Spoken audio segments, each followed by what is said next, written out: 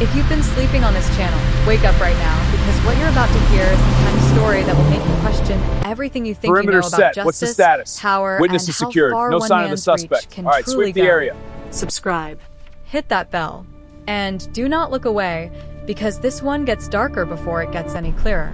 On a cold Tuesday morning in November, a black SUV sat idling on the corner of West 43rd Street in Chicago, engine running, no one behind the wheel. A postal worker noticed it first, around 6:14 a.m., and thought nothing of it. By 7:30 a.m., a patrol officer ran the plates. By 8 a.m., the entire block was sealed off with The fire's dying. We need to move. It's not time. We wait for the signal. He's right. The smoke will draw attention. They clearly didn't want to make. Inside the SUV, they found no body, no blood, no weapon. What they found was a burner phone, still warm, a manila envelope addressed to the Chicago field office of the FBI, and a single playing card sitting on the driver's seat. The ace of spades. Facing up. Inside the envelope was a photograph. A federal informant named Marcus Webb, a man who had been living under a new identity in Phoenix, Arizona, for the past 2 years, standing outside his daughter's elementary school. On the back of the photograph, written in blue ballpoint pen, were 4 words. I still see everything. Marcus Webb was placed into emergency protective custody within the hour. But the message had already been received, loud and clear, by everyone who needed to hear it. Someone with no business knowing anything knew everything. Special Agent Diana Reyes had been with the FBI's Organized Crime Division for 11 years. She had worked cartel cases, racketeering investigations, and 2 separate prosecutions that put major crime bosses away for life. She thought she had seen the full range of human audacity. But when she was pulled into the conference room that morning and handed the case file on a man named Vincent Caruso, she went quiet in a way that her colleagues would later describe as unsettling.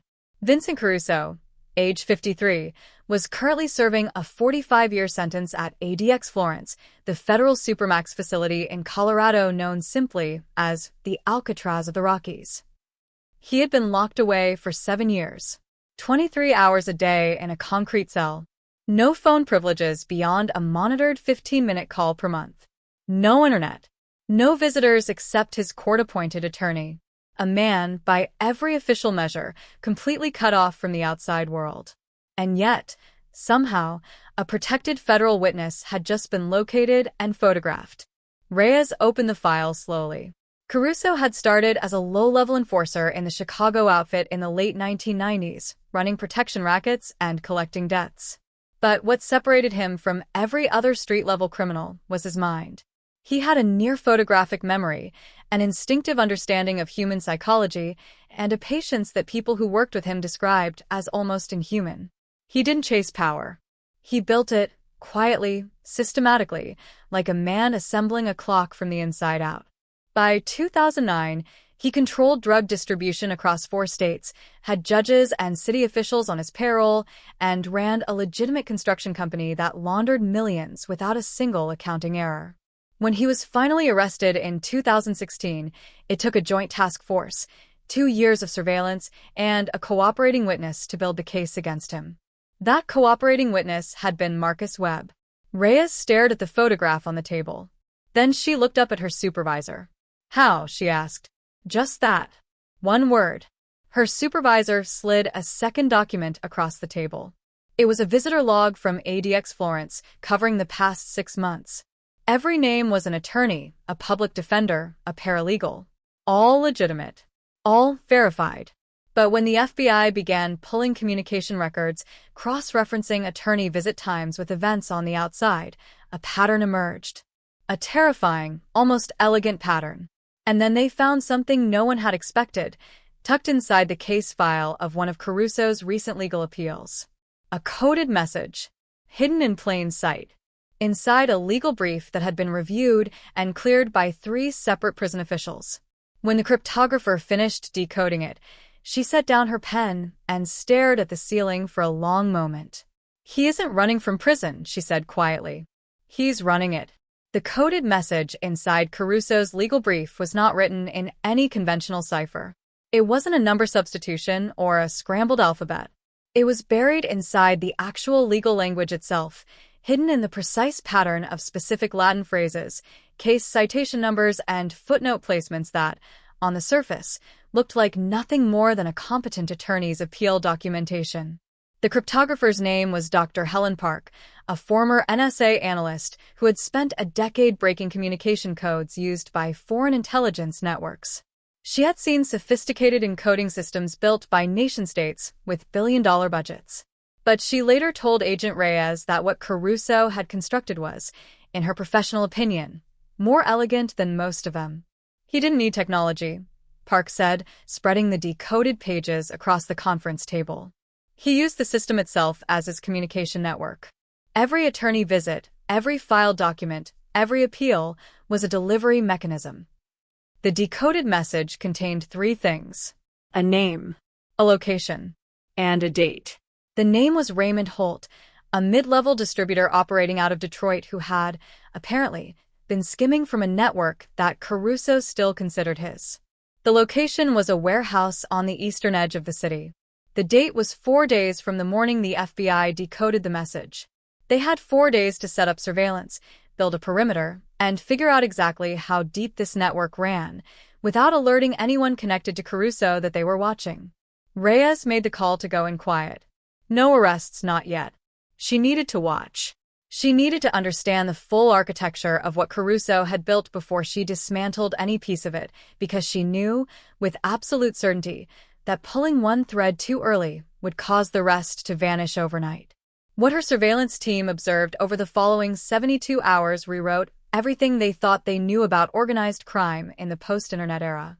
Raymond Holt arrived at the warehouse on the second night, accompanied by two men Reyes immediately recognized from old surveillance files, former Caruso associates who had dropped off law enforcement radar years ago. They thought they had successfully disappeared. They had not. They had simply been folded deeper into the structure, kept in reserve, used only when absolutely necessary. The meeting lasted 40 minutes. No phones were present. Communication happened through handwritten notes that were burned in a metal drum before anyone left the building. The entire operation ran on a protocol of deliberate technological silence, a system designed specifically to avoid the digital footprints that had brought down so many criminal organizations in the modern era. Caruso had learned from every mistake his predecessors had made, and he had designed something that accounted for all of them. But Reyes had a problem that was growing more urgent by the hour. If Caruso was communicating through his legal team, it meant at least one of his attorneys was either complicit or being used without their knowledge. Either possibility was dangerous. If complicit, it meant the attorney-client privilege had been weaponized in a way that would create enormous legal complications for any prosecution. If unknowing, it meant someone was sophisticated enough to embed messages inside documents that a licensed attorney was reviewing and submitting to federal courts without detection. Both options kept Reyes awake at night. On the third day of surveillance, everything shifted. One of Reyes's agents, a young man named Torres who had been stationed in an observation vehicle 2 blocks from the warehouse, noticed something that hadn't appeared in any of the briefing documents. A woman, mid-40s, well-dressed, carrying a leather briefcase, arriving at the warehouse on foot at 11 p.m. on a Wednesday. She stayed for 6 minutes. She left without the briefcase. Torres ran her face through facial recognition within the hour. Catherine Mercer, attorney at law. 7 years of clean record. No prior associations with organized crime. No flags in any federal database. She was also, according to court records, one of the 3 attorneys currently representing Vincent Caruso in his ongoing appeals process. Reyes sat with that information for a long moment, turning it over carefully in her mind. Then she pulled Mercer's full case history, every client she had ever represented, every court appearance, every professional association going back 15 years. What she found buried in a pro bono case from 2014 stopped her cold. Catherine Mercer had once represented a low-level defendant in a Chicago racketeering case. A minor figure, barely worth noting. The case had been dismissed on a procedural technicality. The defendant's name had been Marcus Webb. The same Marcus Webb who became a federal informant. The same Marcus Webb whose photograph had been left on the seat of an abandoned SUV with 4 words written on the back. Reyes closed the file. Opened it again. Read the name twice more to make sure she wasn't wrong. She wasn't wrong. Catherine Mercer had known Marcus Webb for over a decade. And now she was walking into warehouses at 11 p.m. and leaving behind briefcases for men connected to Vincent Caruso. The question wasn't whether Mercer was involved anymore. The question was whether she was working for Caruso willingly, or whether Caruso had something on her that left her no choice at all. Reyes picked up her phone to call her supervisor. But before she could dial, Torres sent an urgent message from the surveillance vehicle. 3 words. No punctuation. The kind of message you send when there is no time for anything else. Mercer is gone. Reyes was out of the building in under 2 minutes. By the time her team reached the last known location of Catherine Mercer's vehicle, it was sitting empty under a highway overpass on the south side of Chicago. Engine off. Door unlocked. Her phone on the passenger seat. And on the dashboard, placed with the same deliberate calm as the ace of spades in the abandoned SUV, was a single folded piece of paper. Reyes pulled on a latex glove and opened it. It was a photograph. Not of Marcus Webb this time. It was of Reyes herself, taken that same morning outside the federal building, coffee in hand, walking toward the entrance. The timestamp in the corner read 7:43 a.m., and written across the bottom, in the same blue ballpoint pen as before, were 6 words this time. You should have stayed out of this. There are moments in an investigation when the ground shifts beneath you so completely that you have to stop, breathe, and remind yourself what is real. This was one of those moments for Diana Reyes. She stood under that highway overpass in the biting November wind, holding a photograph of herself, taken hours earlier, and understood with absolute clarity that she had not been hunting Vincent Caruso. He had been hunting her. She called in the full team. Within 90 minutes, the South Side overpass was crawling with federal agents, forensic technicians, and 2 senior officials from the FBI's Chicago field office who had driven over in a silence that told Reyes everything she needed to know about how seriously this was now being taken. Catherine Mercer was missing. A federal investigation had been compromised. And a man in a concrete cell in Colorado, a man with no phone and no internet, had somehow managed to stay 3 moves ahead of the entire operation.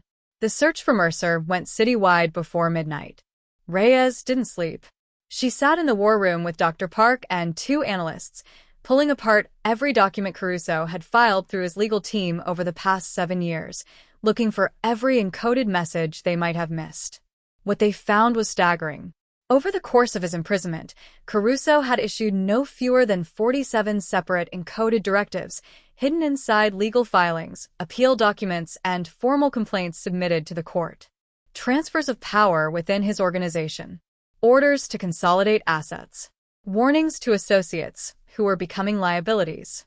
And in at least 3 cases, instructions that corresponded directly with events the FBI had investigated but never solved. A witness who recanted testimony overnight, a key piece of evidence that disappeared from a police evidence locker, a prosecutor who abruptly resigned from a high-profile case, citing personal reasons. Vincent Caruso, from inside the most secure prison in the United States, had been running an invisible government. And it had been operating without interruption for 7 years. At 4:17 a.m., Torres called in from the field. Catherine Mercer had been found. She was alive, sitting in a diner on the northwest side of the city, alone, drinking coffee, wearing the same clothes she had been photographed in hours earlier. She showed no signs of physical harm. When agents approached her, she did not run. She did not reach for her phone. She simply looked up at the lead agent, set down her cup, and said, "I've been waiting for you." What Mercer told investigators over the following 6 hours dismantled what remained of the official narrative surrounding Vincent Caruso and replaced it with something far more disturbing. She had not been recruited by Caruso. She had been recruited because of Caruso by a network of individuals who had been quietly building toward a single objective for years, getting Caruso out. Not through escape. Through exoneration. Through a systematic campaign to discredit witnesses, contaminate evidence records, and file enough procedural appeals to eventually force a retrial under circumstances they controlled. The briefcase she had left at the warehouse contained not money, not contraband, but documents. Forged court records, fabricated evidence logs, and a carefully constructed alternative timeline of the original prosecution that, on paper, raised serious questions about the fairness of Caruso's trial.